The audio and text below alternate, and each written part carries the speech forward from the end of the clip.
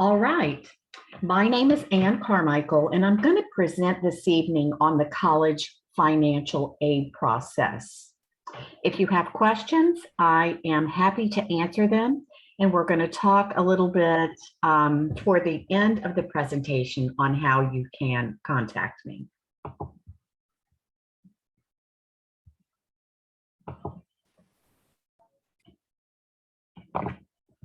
All right. We all know that college can be expensive, so it is time to start preparing for those costs, which are going to include your equipment, books and supplies, personal expenses, room and board, and then the big one, tuition and fees.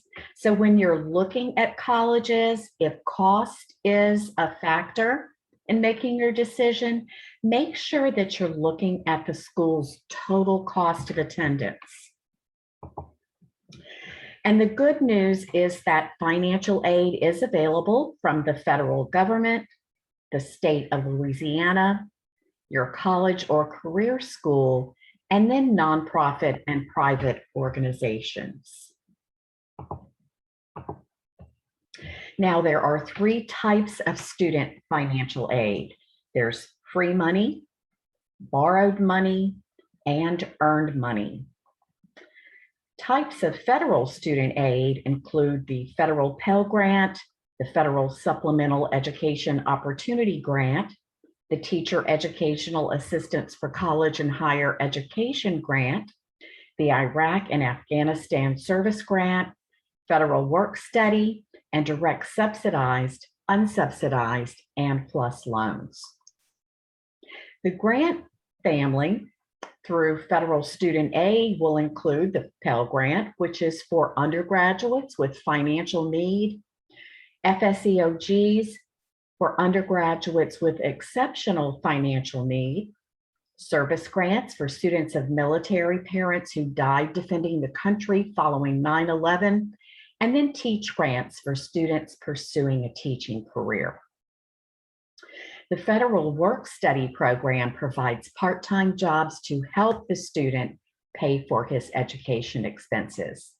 So when you answer yes on the FAFSA to the Federal Work Study Program, the college will begin to consider you for available jobs on their campus. Then any money that you might earn from those jobs will be paid directly to you, the student, to help you pay for your college expenses.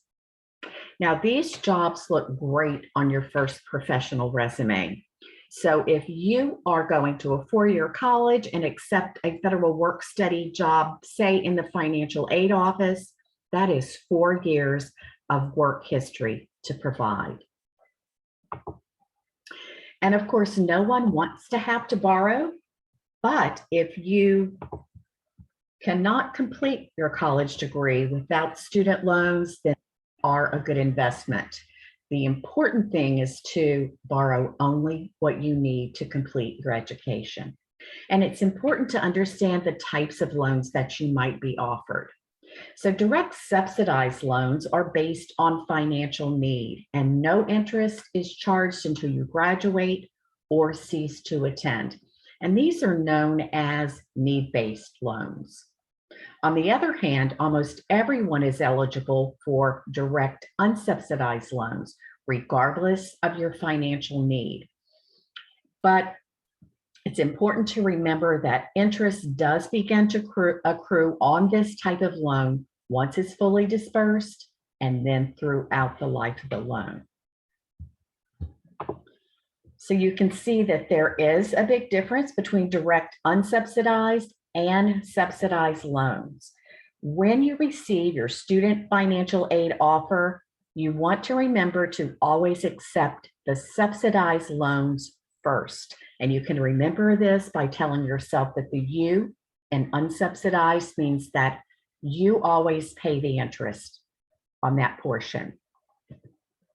Now, if you do make the decision to accept loans, you always want to accept the federal student loans first, because no payments are due until you graduate or cease to attend. The interest rate is fixed at a lower rate and no credit check is required. Federal student loans are in the student's name only, whereas private student loans should be accepted only as needed. Because some lenders are going to ask that you begin repayment on these loans while you're still in school.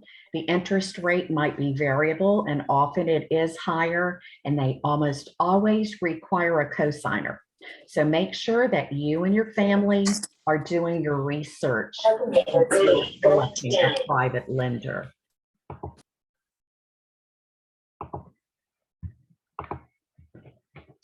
Now, student financial aid can be used at four-year public and private colleges, community colleges, career and technical schools for part-time and online college courses. And all federal student aid and most institutional and private aid is contingent upon completion of the free application for federal student aid or the FAFSA. Now, you all probably know by now that it did launch on October 1st, and it does so every academic year. Remember that student financial aid is awarded on a first-come, first-served basis, so you want to submit your FAFSA as soon as possible. You'll want to remember to pay really close attention to your FAFSA deadlines. Your college may have a priority financial aid deadline to get your FAFSA submitted. The state of Louisiana, in the form of the TOPS scholarship, does have a FAFSA deadline. And yes, the FAFSA can be used as your TOPS application if you qualify. Federal student aid has a FAFSA deadline, and check with your senior counselor. She might have a deadline for you to meet your graduation requirements. Now, who is eligible for federal student aid? Remember that the student must be one of the following to be eligible and complete a FAFSA. The student should be a U.S. citizen or U.S. national, or have a green card, or have an arrival departure record, or have a battered immigrant status, or have a T visa. Now, if the student has one of these, but the parents do not, that's fine. The student can still submit a FAFSA, but he will use zeros anywhere a parent's social security number is asked for. You're going to want to begin the FAFSA process by collecting all of the documents needed to complete the form. And by doing this, it really should take no longer than 30 to 45 minutes to submit your FAFSA. These documents include the student and parents' social security cards, because you must report your name and your social security number exactly as printed on your most recent card. The student and parents' 2020 federal income tax returns, if you filed one. And if you don't have a copy of this return, now is a good time to contact your tax preparer for a duplicate copy. Gather the student and parents' 2020 W-2s, because there's information on this form that might not be found on your federal tax return. And then bank statements and records of investments, because you're going to be asked to report the balances of these accounts as of the date you submit your FAFSA. Now, you want to begin by creating the Federal Student Aid ID, because this is going to allow the student and parents to identify themselves. On all federal student aid websites, but specifically for our purpose at this time, the FAFSA. Now, the FSA ID is going to consist of a unique username and a password created by you, and it should reflect only your personal information. Each student and one of his parents needs to create this FSA ID. Now, sometimes on, let's say the student's FSA ID, say they ask for an alternate phone number, which they do. Some students will enter mom or dad's mobile number, but if mom or dad is using that mobile phone number in their ID, this is going to cause trouble when you're trying to sign your FAFSA. And remember, use your personal email addresses because once school's out, you may no longer have access to your school account. And then parents, oftentimes communications from federal student aid will get caught in your business spam folder. So make sure you're using your personal information. Also remember that your FSA ID username and password is your official electronic signature and it's legally binding. So make sure that you're recording it because you're going to need it every year that you're in college and complete a FAFSA, but keep it in a really safe place. If you don't have access to a computer when you're ready to start your FAFSA, you can download the FAFSA mobile app. It's called My Student Aid, and it's really easy to use to submit your FAFSA on your mobile phone or on any other mobile device with internet access. Or if you prefer, you can complete the FAFSA on the web-based version at fafsa.gov. Now, if the student prefers to use the mobile app and mom and dad prefer to use the web-based version, that's fine. All the information is going to be integrated when it's time to sign and submit. The class of 2022, you graduating high school seniors, need to complete the 2022-2023 FAFSA. Because you're going to see when you get into the FAFSA that there are two options. If you complete the 2021-2022 FAFSA, you're going to be applying for financial aid for this academic year. And to meet your graduation requirement, if you're a Louisiana high school senior public school system, you do need to complete the 22-23 FAFSA to meet that graduation requirement. Now, there are 7 sections that need to be completed before you can submit your FAFSA. And the information that you used to create your FSA ID, students and parents, must match exactly what you're entering in your FAFSA. If you're having trouble signing your FAFSA once you get toward the end, it's most often because your information's not matching up. So make sure that you are mindful of that. Make sure your social security number, date of birth, the email address, mobile phone, etc., is exactly as listed in your FSA ID. Now, the different sections that we're going to talk about that you need to complete to submit your FAFSA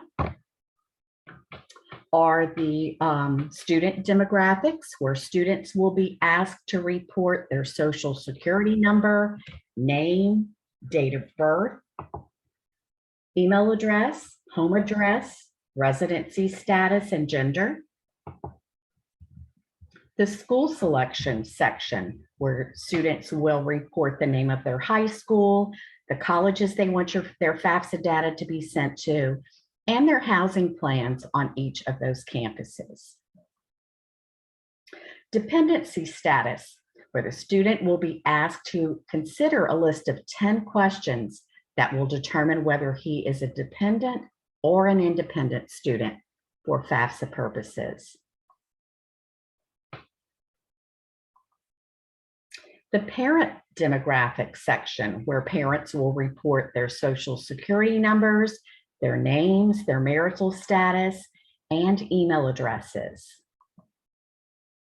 And then you move on into the parent and student financial sections, where each of you will be asked to report your working wages from 2020 and any federal benefits that you receive.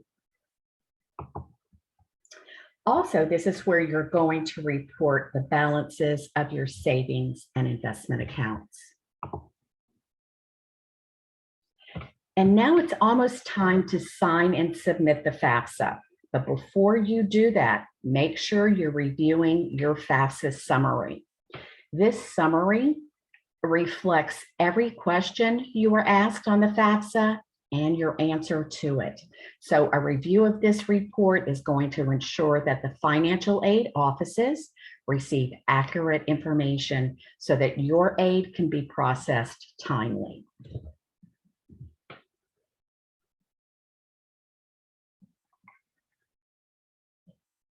And then it's time to sign and submit. The student and one parent should sign the FAFSA with their FSA IDs. Now, if you submit without signatures, your FAFSA is going to be incomplete, and you will hear from Federal Student Aid if you need to make any corrections. So remember that you need to sign electronically if you can and submit your FAFSA.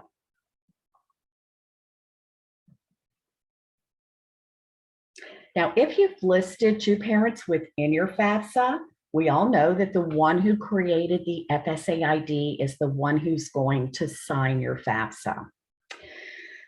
Also, as you move through the FAFSA itself, you're going to see a question mark beside every question. You can click on each of those questions if you need a more detailed description of what they're asking you for. You're going to see hyperlinks that might give you a better explanation of some legal or financial aid terms that you may not have heard of before. You can do FAFSA online chat, you can call Federal Student Aid, or you can contact me on Leela's FAFSA helpline. Also, only the colleges that you're listing on your FAFSA in that school selection section are going to consider you for student financial aid. So make sure that you're adding all of the schools that you're considering. Even if you haven't completed your college admissions application yet, go ahead and add them to your FAFSA. They'll hold on to your FAFSA data until you've been accepted. Now, to determine whether a student is a dependent or independent student for FAFSA purposes, he's going to be asked to consider these statements. Will you, the student, be 24 or older by January 1st of the school year for which you're applying for financial aid? Are you married or separated but not divorced? Will you be working on a graduate degree? Do you have children who receive more than half of their support from you? Do you have dependents other than your children or a spouse who live with you and receive more than half of their support from you? Are you currently serving on active duty in the U.S. Armed Forces? Are you a veteran of the U.S. Armed Forces? At any time since you turned 13, were both of your parents deceased? Were you in foster care, or were you a ward or a dependent of the court? Are you an emancipated minor, or are you in legal guardianship as determined by a court? And remember that legal custody is not always considered legal guardianship.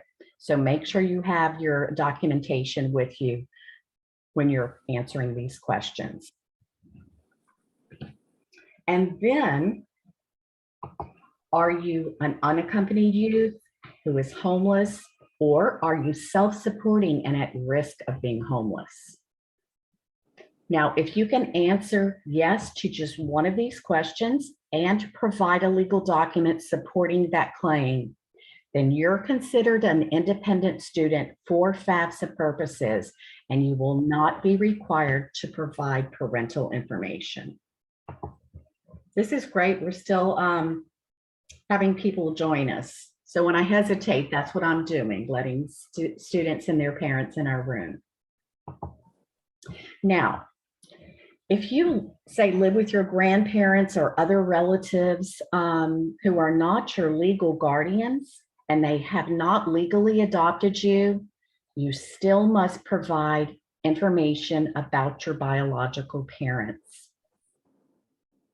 And if you have questions about this or you're in a specific situation and you want to talk to me, I'm going to provide my contact information at the end of the presentation. I'm happy to talk to you individually. Also, for FAFSA purposes, you're not considered an independent student simply because, say, you file your own taxes or you've chosen to live alone and you do support yourself. You will still need your biological parents' information if you cannot answer one of the prior 10 questions. But if you are in a kind of unique situation, you can always contact your college financial aid offices to talk to them about aid they might have available for you.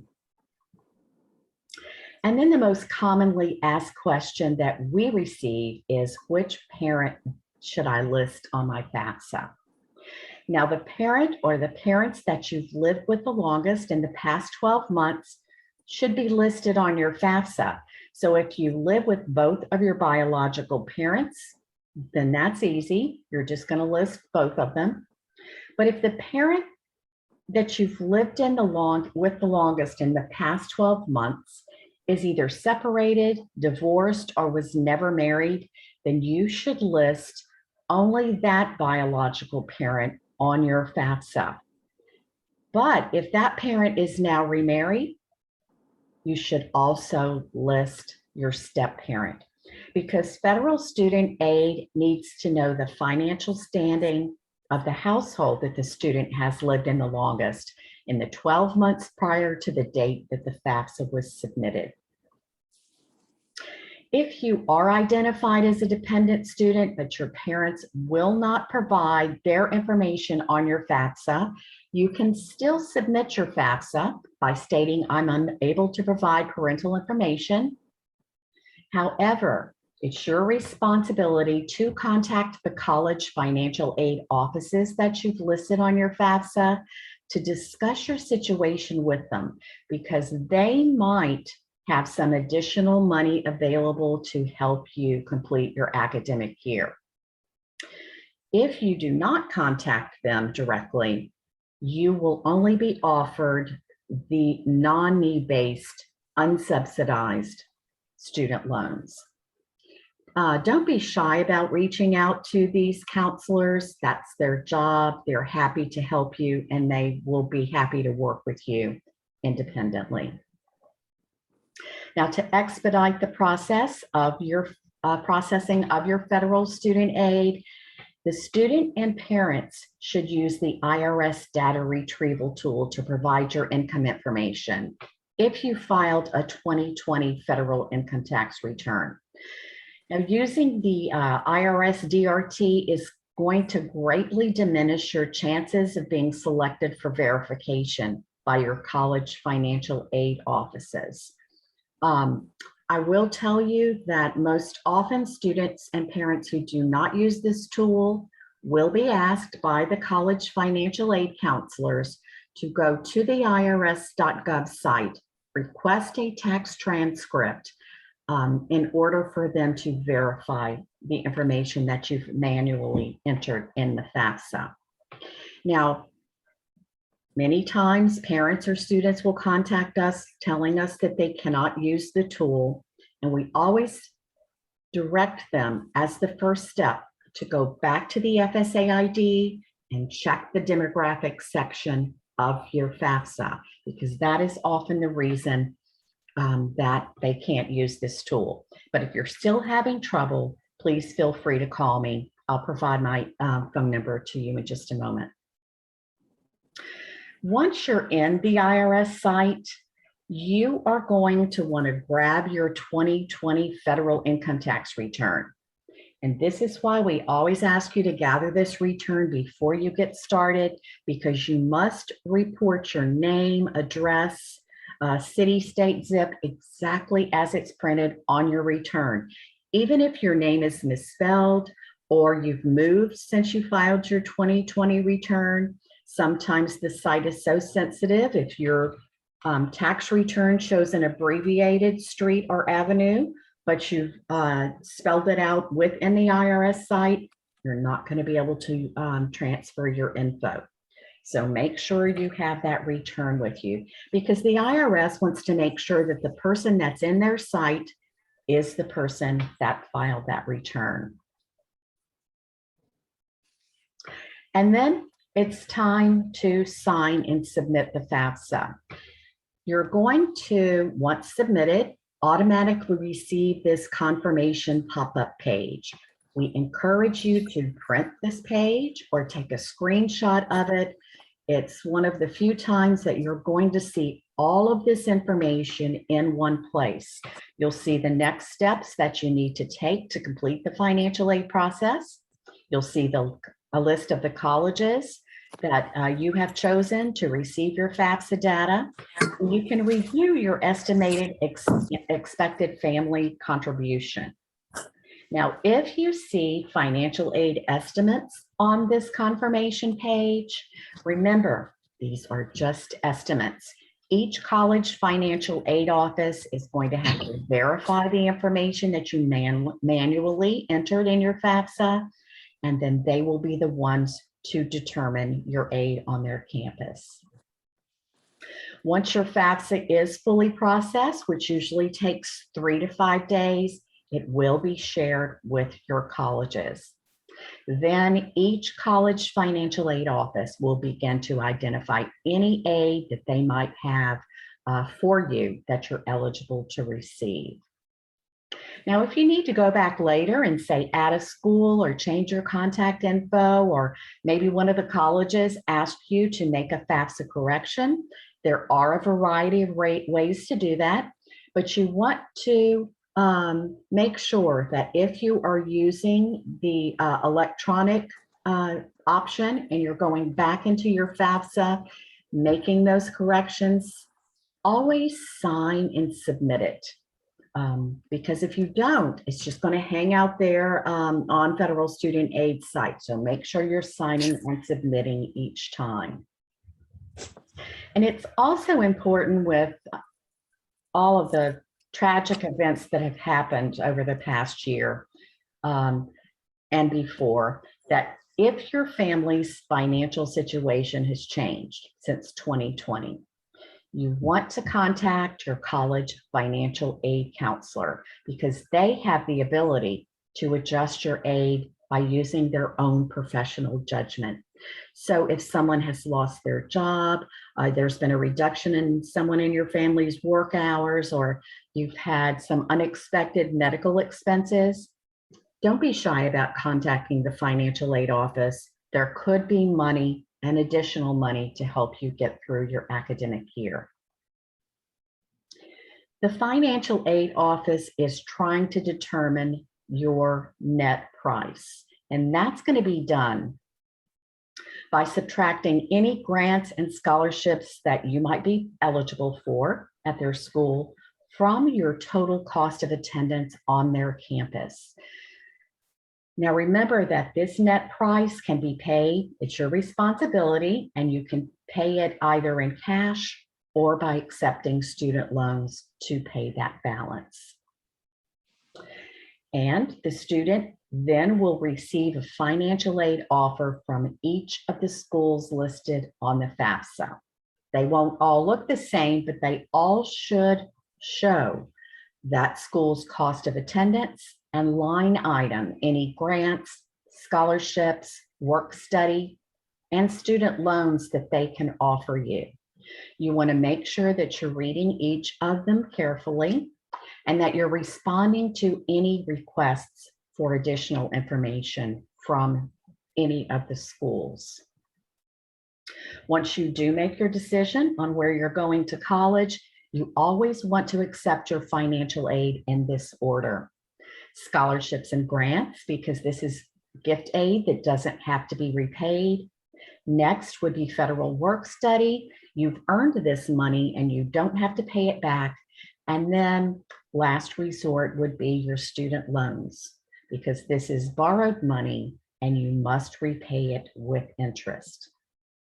You all know that scholarships are gifts that don't have to be repaid, and I know you have already begun your scholarship search. You'll find as you begin your search that there are thousands of them. You'll find them from your colleges, from your parents, or perhaps your employers, private, nonprofit organizations, religious groups. Some are merit-based and some are based on financial need. That could cover the entire cost of your tuition or just be a one-time award. But the bottom line is that by applying for and winning these scholarships, it's going to reduce the cost of your education, which means it's going to reduce your student loan debt. Now, this year, we are offering a $1,000 FAFSA completion scholarship for seniors attending a Louisiana high school. So get your FAFSA done as soon as you can and apply for this scholarship. We're also offering a $1,000 Choose Louisiana scholarship for those of you who are attending a college in Louisiana, because we want to keep you here in the state. You can visit lila.org to grab the applications. They're easy to complete. Or if you want to email me directly, I'll be happy to send the application over to you. For those of you who need additional help paying for college, after you've accepted all your grants, scholarships, federal and state dollars, Lila does administer a nonprofit college loan program called Lila Choice. It's just for Louisiana residents, and you can find out more about that at lilachoice.org. And remember, to continue receiving federal student aid, you must complete the FAFSA every year that you're in college. Now, if you haven't already received a copy of Lila's FAFSA completion guide for class 2022, you can always visit lila.org to request a copy. Your counselor may already have distributed these to you. It's in electronic format, but I'm happy to send it to you as well. For questions that you might have, you can always call our FAFSA helpline. I'm happy to stay on the line with you while you complete your FAFSA, or if you have a quick question, either way, jot down this number in case you need it. If you want to email me directly about a situation, you want to begin a dialogue, please feel free to email me. Now, if you have questions that you want to talk about tonight, I'm happy to address those. Just drop them there in the Zoom chat box. And I see we already have someone who is asking a question. This student is asking what documents will be required if our situation has changed since 2020 taxes were filed. Most often, colleges are going to ask for any financial information. So if you submitted your tax return for 2020 and you then maybe have a reduction in income, a college might ask you to provide a copy of your payment stubs, your payroll stubs. They could ask you for copies of really any financial information that that you have since that 2020 filing. And every college is going to be a little bit different. Some might ask for specific information, others may not. So it'll just be on a case-by-case basis. Here's another great question. Is the Pell Grant part of the FAFSA application, and what is it? The Pell Grant, the FAFSA is your application for Pell. Pell is a need-based grant for students who have financial need. A lot is taken into consideration when a counselor considers a student for Pell. It could include the total family income, but it also could include how many family members that are living in the household. It could include how many of those family members are students, are children that are in college, so that they can get an idea of the actual financial need of that family. Here's a question. My phone number is already in use by someone. What do I do? Now, I'm assuming that you're talking about creating your FSA ID. And once the FSA ID was, the process was originated and they asked for students and parents' mobile phone numbers, we began to see this happen. You do not have to report your phone number and your email address. So if you're being told that your mobile number is already in use, somebody else perhaps had your mobile phone number before you did, and they created an ID, or someone entered your phone number in error on their ID, just skip that question about your mobile phone number and uncheck the box that says, I would like to provide my mobile phone number and verify it. So just enter your email address. And vice versa, if you don't have an email address, it is a good time to go ahead and create one. But if you don't, you can always use your mobile phone number and leave the email address blank. But remember, when you don't provide an email address on the FAFSA, you're not going to hear electronically from Federal Student Aid. All your communications are going to come directly through the U.S. Postal Service. So it's a good time to go ahead and create your personal email address. Okay, what is the process for adding or removing schools after we submit the application? That's a great question. You're going to go back to the FAFSA. You're going to select Make a FAFSA Correction.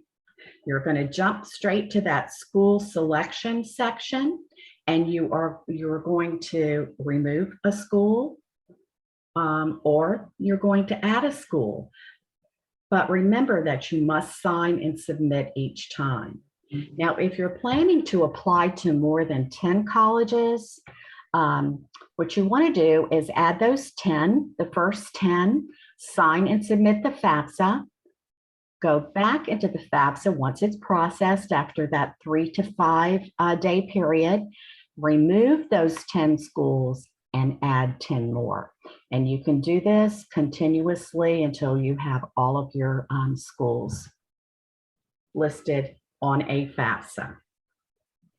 Now, this does get tricky. If you need to make FAFSA corrections, remember that you need to make note of which schools you're making your priority schools as you narrow your list. If you have to make a correction, make sure you're adding each of those to your FAFSA when you make that correction. Oh, this parent would like to talk a little bit more and go over that IRS data retrieval tool. When you get to the parent's financial section, which will come first, you will be asked if you filed a return. You will be asked what type of return it is and your filing status. Then you will be told if you're eligible to use the tool. If it says that you are, then at that time, you will select that option. You will move on, enter your FSA ID, username and password, and choose Link to the IRS.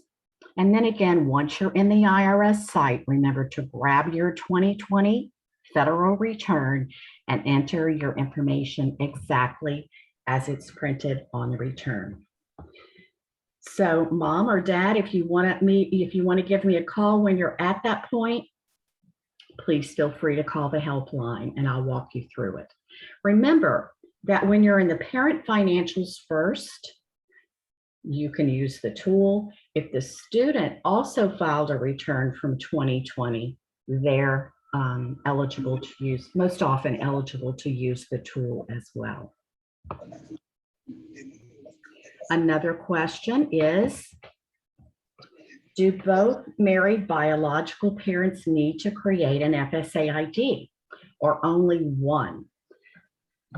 You're going to find, excuse me, that the student must create an ID and one of the biological parents, the parent that the student lived with the longest in the past 12 months. Now, if the student lived with both biological parents, then one of those parents will create an FSA ID.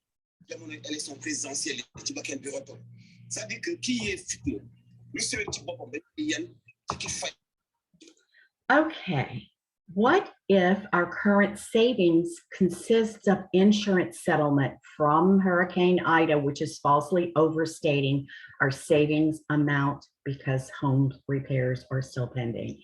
And that is a great question, and it can be a tricky question. This is the situation that if this is a situation you find yourself in, you know that you must report the balance in those accounts. However, you will contact the financial aid office at the colleges that you're planning to attend to talk to them about those balances. And believe me, they're experts with these situations. So they may ask you to provide you with a copy of the check you received to deposit into your savings account for that settlement. They know exactly what they need to be able to verify the information, but that's a great question.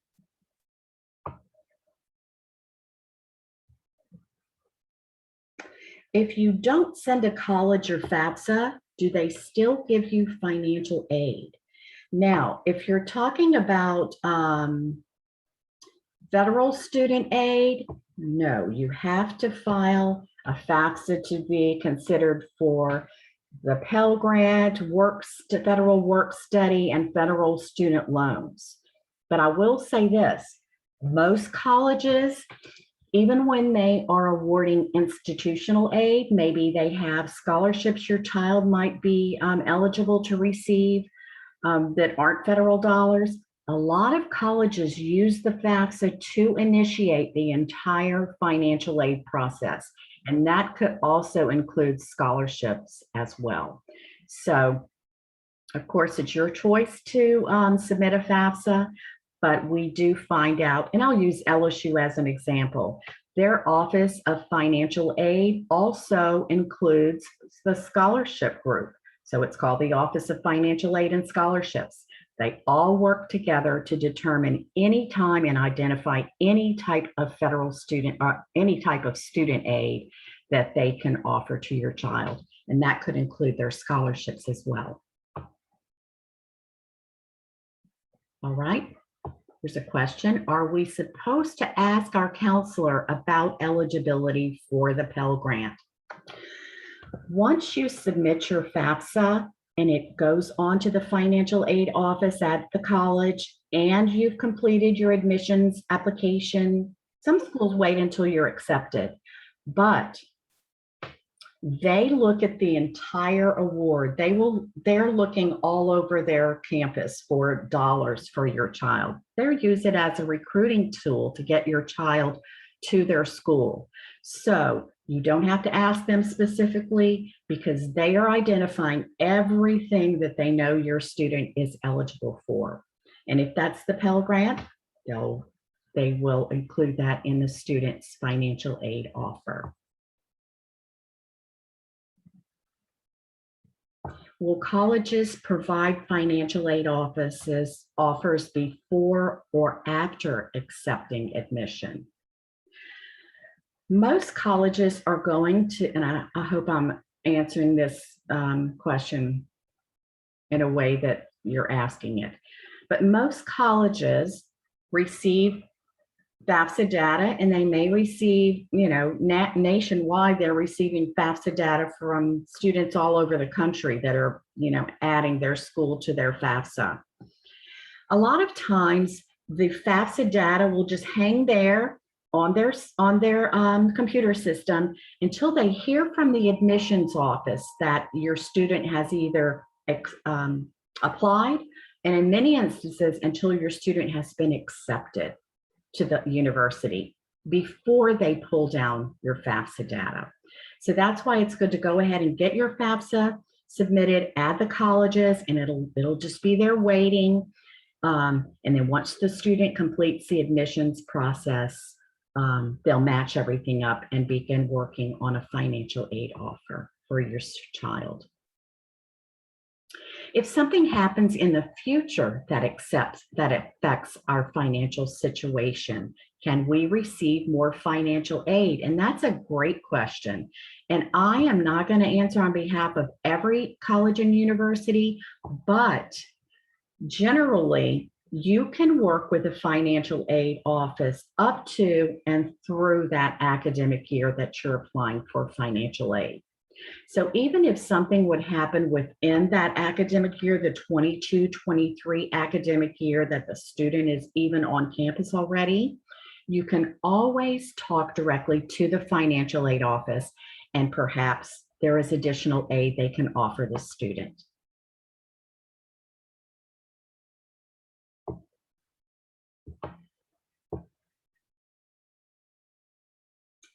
I think I've made it down to the bottom of the question.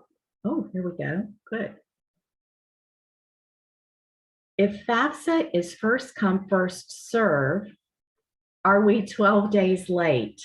Well, the FAFSA did open on October 1st. Some students called me and parents called at 7 a.m. on October 1st. Because in Louisiana, the FAFSA did open at 11:59, I believe, on the last day of September. I wouldn't say by any means that you're late, but it's a good idea to go ahead as soon as you can and complete your FAFSA.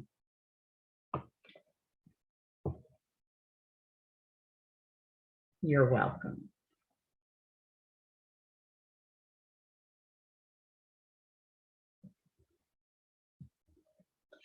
Okay, I've provided you with my contact info. I'm going to go back a slide so that you can jot it down if you didn't get a chance to. Remember that I'm here to help you. Oh, we have somebody joining us at the end. So I'm here to help you. Email me, call our helpline. There are no ridiculous questions. When I was doing FAFSAs for my children, even though I do this all day long, every day for the last 20 years, I was still a nervous wreck. So if you wanted somebody to stay on the line with you while you complete your FAFSA or make a FAFSA correction, whatever it is, don't hesitate to contact me. This is really the end of the presentation, but I'm going to stay on here with you. If you all have something else going on, please feel free to leave us at this point, but I'll go ahead and stay on in case there are any additional questions. Thanks so much for having me.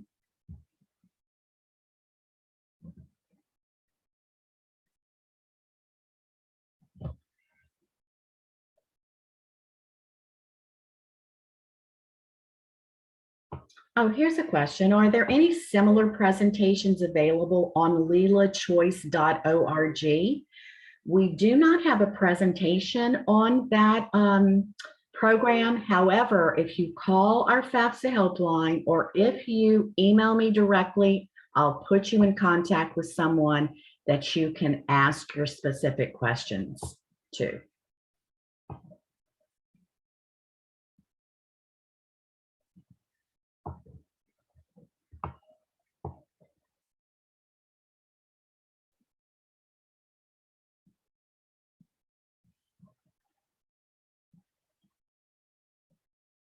Oh, thank you, Ms. McLemore. She is going to post a copy of the presentation to your Facebook page as well.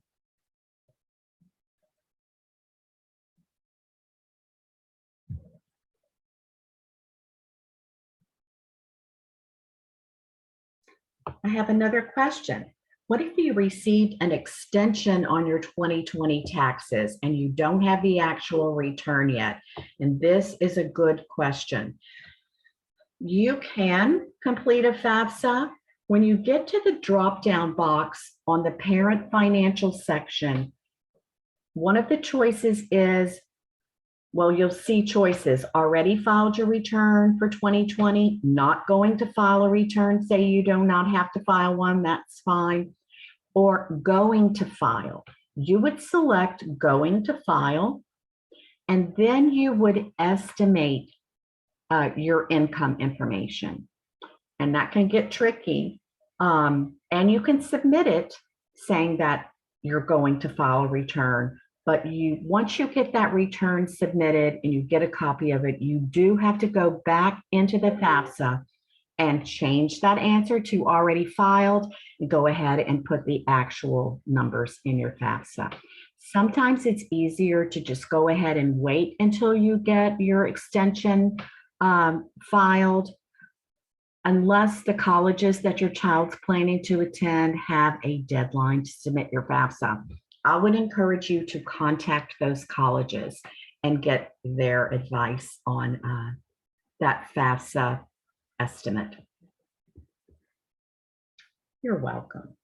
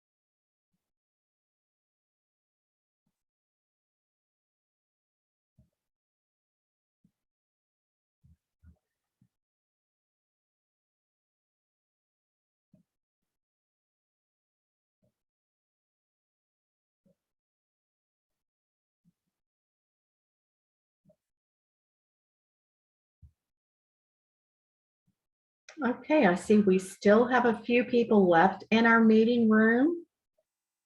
I'm going to wait another minute or so to see if any of you have questions you'd like to ask, and then I'll go ahead and end the meeting.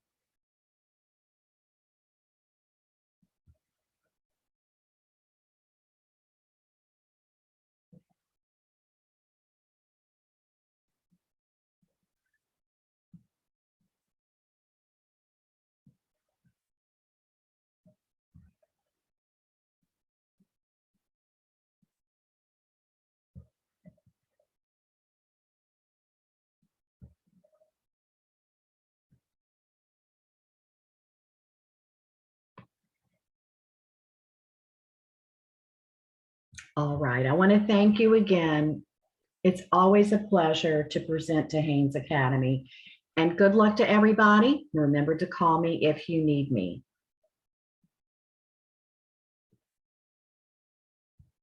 Good night.